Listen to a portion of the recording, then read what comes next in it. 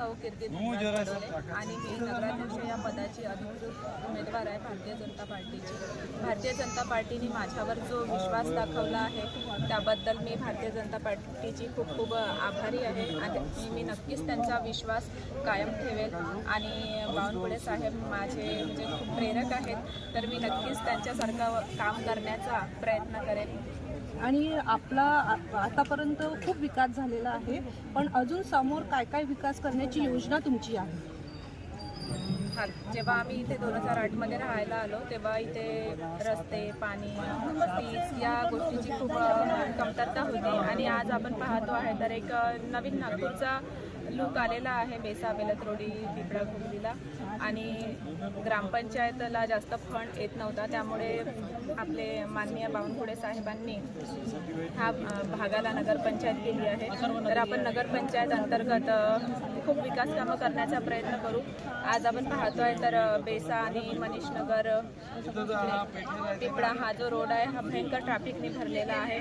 आज जायला 1 तास लागते त्या रस्त्याने, आपण निघूच शकत नाही, इतकं ट्रॅफिक वाढलेलं आहे, लोकसंख्या भरपूर प्रमाणात वाढलेली आहे। तर सर्वात मोठा प्रश्न जो आहे तो ट्रॅफिकचा आहे, तर तो आपण नक्कीच सॉल्व्ह करण्याचा प्रयत्न करू। तसंच इथे गार्डनचे सौंदर्यीकरण करू, आपण महिलांना लघुउद्योग देऊ आणि जी जिल्हा परिषदची शाळा आहे तर जिल्हा परिषदच्या शाळेचं रूपांतर आपल्याला नगरपंचायतच्या शाळेमध्ये करायचं आहे आणि शिक्षणाचा दर्जा वाढवायचा आहे की जेणेकरून सामान्य वर्गातील जे मुलं आहेत तर ते व्यवस्थित शिक्षण घेऊ शकतील। कारण की आज प्रायव्हेट स्कूलची फीस भरपूर प्रमाणात वाढली आहे, ती जनसामान्यांना परवडणारी नाही आहे। तर आपला तो एक मानस आहे की त्या शाळेचं आपण नगरपंचायतच्या शाळेमध्ये रूपांतर करायचं। आणि युवांसाठी काय संदेश द्याल? कारण आजच्या पिढीमध्ये युवांना जॉब भेटत नाही आहे, एज्युकेशनसाठी प्रॉब्लेम होत आहे, तर त्यासाठी त्यांच्यासाठी काही योजना मला असं वाटते की युवांनी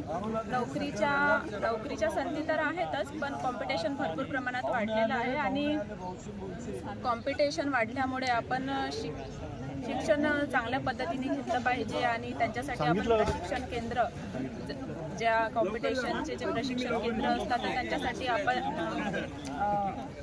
चांगले प्रोफेसर अवेलेबल करून देऊ, त्यांना मार्गदर्शन केंद्र उपलब्ध करून देऊ आणि त्यांचा नक्कीच कुठे ना कुठे विकास होईल, त्यांना नोकरीच्या संधी मिळतीलच। पण जर नोकरी नाही मिळाली तरी पण मी युवकांना इतकंच सांगेल की खचून न जाता त्यांनी उद्योगधंद्यांमध्ये यावं। मला असं वाटतं की कारण की उद्योग जो आहे हा स्वतः मालक असतो, कुणाची नोकरी करण्यापेक्षा त्यांनी स्वतः मालक बनावं आणि उद्योगधंद्यांमध्ये यावं। जे स्किल आहे उद्योगांचे बिझनेस कौशल्य जे आहे ते त्यांनी शिकावे आणि छोटा का छोटा होईना पण स्वतःचा बिझनेस स्टार्ट करावा।